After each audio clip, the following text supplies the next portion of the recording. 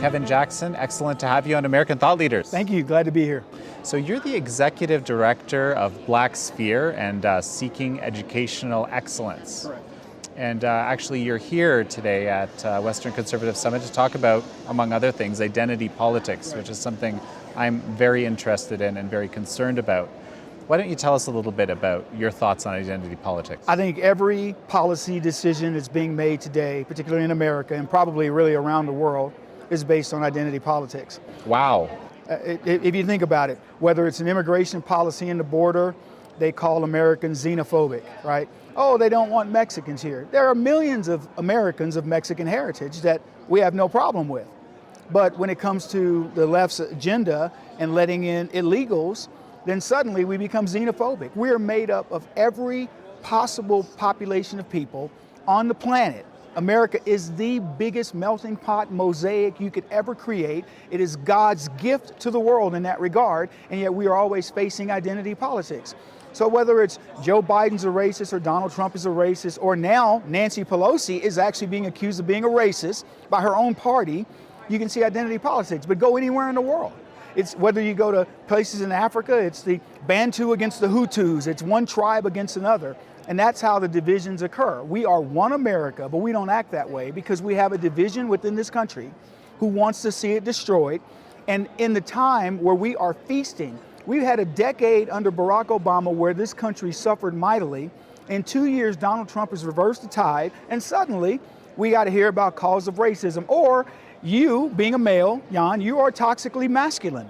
As am I, by the way. I exude masculinity, and I'm proudly so. But we're supposedly toxically masculine, and we're products of a rape culture and a host of other things. So it's always identity. You're a white male, I'm a black male, so we have to already have some preconceived idea of who we are. That's ridiculous. We are who we are. We're not judged based on, who we are inside, let's say. We're only based on who we are outside or how we're perceived to be on the surface. We're not even allowed to speak before we're even judged about anything. I mean, at least allow me to have a conversation before you start prejudging.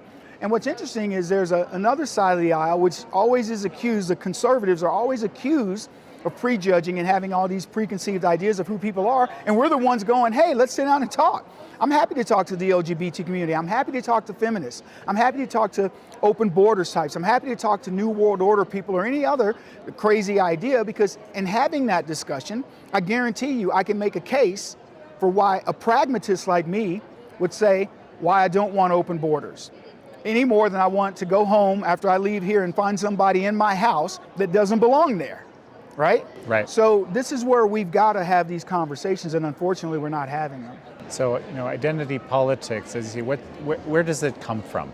Give me an overview. It comes from, in a word, money.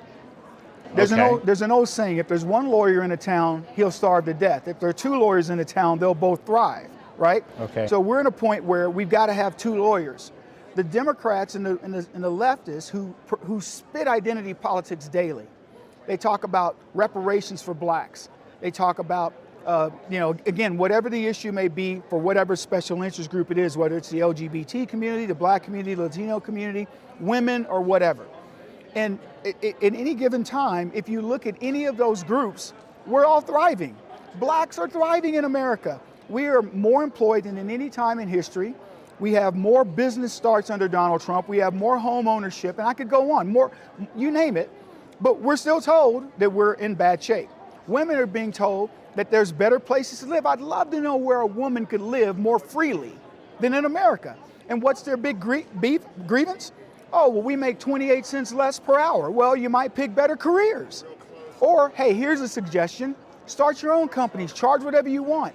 Flip it, make it more of an imbalance. But instead, no, it's somebody, probably a white male, who's got their foot on the neck of black people, of Latinos, of women, or whomever else. And they're the reason why it can't get done.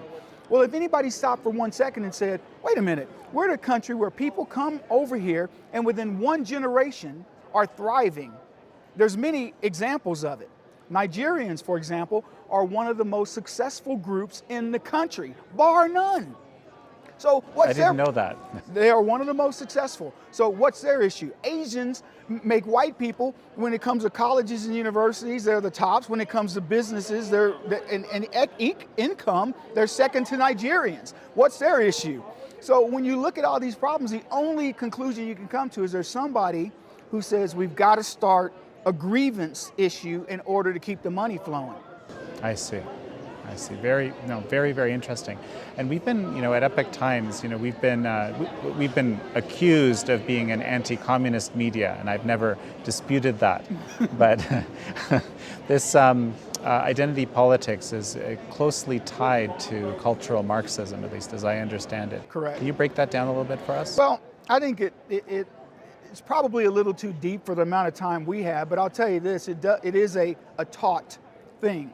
If you can teach people that have a perceived grievance, and let's use blacks for example, tell them you were slaves, America made you slaves, and then America violated your civil rights, and don't even blame the right accusers, which happen to be the Democrats, and certainly don't go back to the issue of slavery and how it began, where it was blacks who were making slaves of other blacks, right? Because then that takes your eye off the ball. So if you teach me that I was robbed from another culture in another continent, brought to America and enslaved, mistreated, why should you love America, Kevin? Well, forget that we just had a black president. Forget that there are black multimillionaires all running around this country. We are free to be and do whatever we want to be. And in 243 short years, we are now as free as anybody else in this country. Forget that. I want you to grieve. I want you to be upset. I want you to be mad. Because if I can make you mad, I can make you adopt my ideology. So that whole thing is being taught. And it's a communist manifesto to make somebody hate what somebody else has. If you got a brand new bike and I don't, I have to hate you for you having a bike.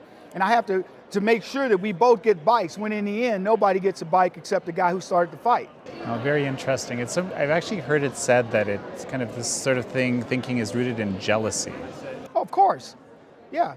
I would say envy and jealousy, but again, look at any of the grievances and any of the grievance groups and ask yourself, what is their real issue?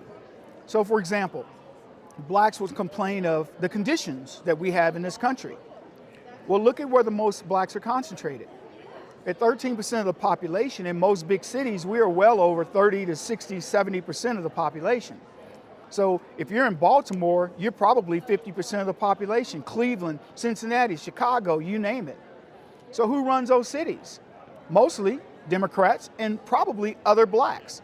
So where do our problems lie? They lie in we don't have good housing, our neighborhoods are dangerous, we have the worst schools, we have the worst access to hospitalization, to our jobs, et cetera, et cetera. Well, who's causing it? There's not a white man, there's not a Republican in sight that's doing it. So we create it for ourselves, yet we're looking for scapegoats. And America has sickened of the idea of always making that scapegoat somebody that's different than you and happens to be white.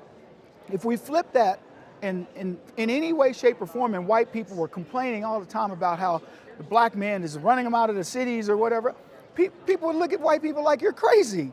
You're creating your own problem, but then positioning it as if somebody else is doing it.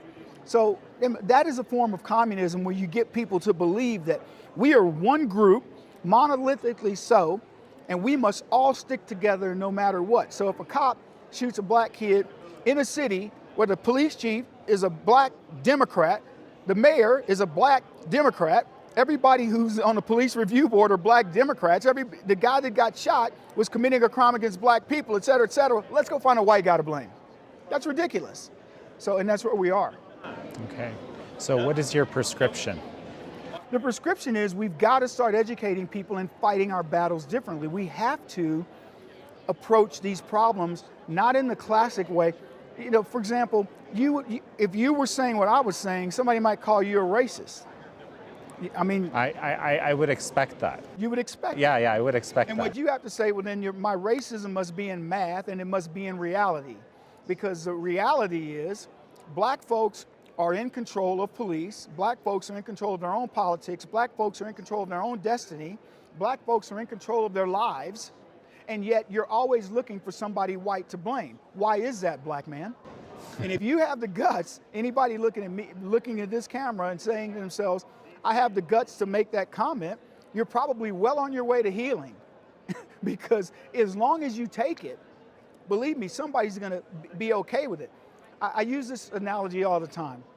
I had a cousin say to me, one of my cousins would always borrow $5.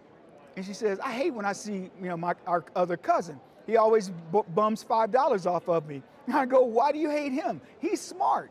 He's the one that knows you're gonna give him $5. What you should be hating is yourself, because you don't have the guts to tell him, no, I'm not giving you $5. Either pay back the last $5 or the $30 I've loaned you, or I'm not giving you any more. But when you give it to him every time, you call him crazy, you're crazy.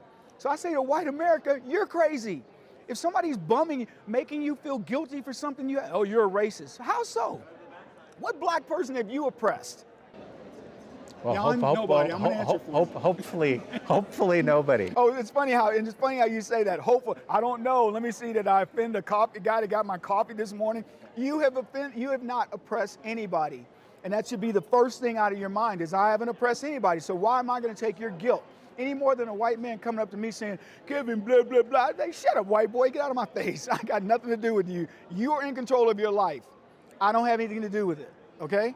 So that's where we've got to get to as a country. We have to ignore the cries of feminism, the cries of xenophobia, the cries of Islamophobia, the cries of white nationalists and all this other nonsense, and say, we're one country that has embraced every culture, creed, nonsensical idea on the planet. And if your idea isn't to take off, it isn't because somebody put their foot on your throat, it's because your idea sucks.